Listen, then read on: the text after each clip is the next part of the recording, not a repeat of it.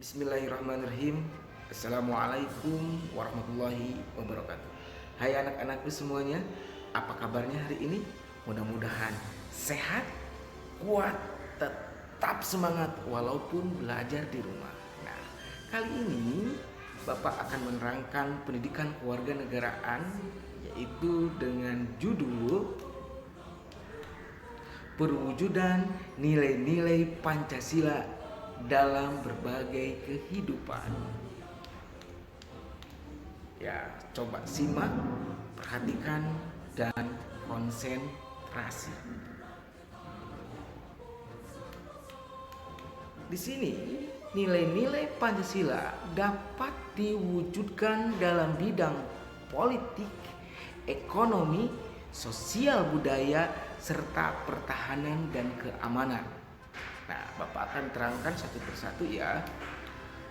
Di sini perwujudan nilai-nilai Pancasila dalam bidang politik atau hukum.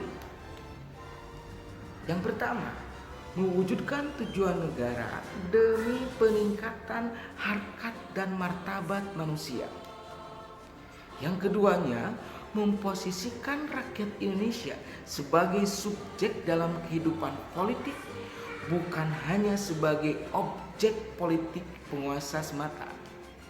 Dan yang ketiganya, sistem politik negara harus berdasarkan kepada tuntutan hak dasar kemanusiaan. Sehingga sistem politik negara harus mampu menciptakan sistem yang menjamin perwujudan hak asasi manusia.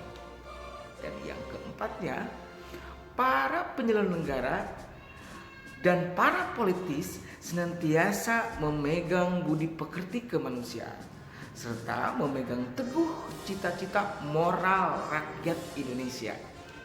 Nah itu ya. Nah sekarang yang keduanya, yaitu perwujudan nilai-nilai Pancasila dalam bidang ekonomi.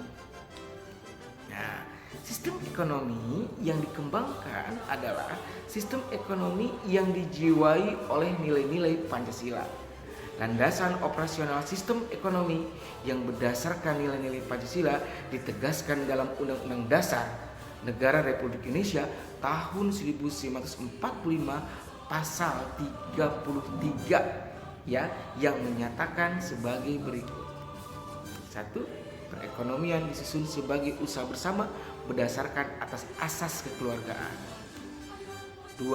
Cabang-cabang produksi yang penting bagi negara dan menguasai hajat hidup orang banyak dikuasai oleh negara. Ketiga, bumi dan air dan kekayaan alam yang terkandung di dalamnya dikuasai oleh negara dan dipergunakan untuk sebesar-besarnya kemakmuran rakyat Indonesia. Dan yang keempatnya, perekonomian nasional diselenggarakan berdasarkan atas demokrasi ekonomi dengan prinsip kebersamaan, efisien, berkeadilan, berkelanjutan, berwawasan lingkungan, keamanan diri, serta menjaga keseimbangan, kemajuan, dan kesatuan ekonomi nasional. Sekarang yang ketiganya, perwujudan nilai-nilai Pancasila dalam bidang sosial budaya. Perkembangan sosial budaya ini termasuk salah satu aspek pembangunan yang penting dan senantiasa terus ditingkatkan kualitasnya. Seperti halnya dalam pembangunan aspek yang lainnya, Pancasila kembali menjadi dasar moralitas utama untuk menyelenggarakan proses pembangunan dalam aspek ini, yang dapat diwujudkan dengan cara sebagai berikut. 1. Senantiasa berdasarkan kepada sistem nilai yang sesuai dengan nilai-nilai budaya yang dimiliki oleh masyarakat Indonesia. Yang kedua, pembangunan ditunjukkan untuk meningkatkan derajat kemerdekaan, kemanusiaan, dan kebebasan spiritual. Dan yang ketiganya, menciptakan sistem sosial budaya yang beradab melalui pendekatan kemanusiaan secara universal atau menyeluruh. Nah, selanjutnya kita lihat Yang keempat, perwujudan nilai-nilai Pancasila dalam bidang pertahanan dan keamanan. 1.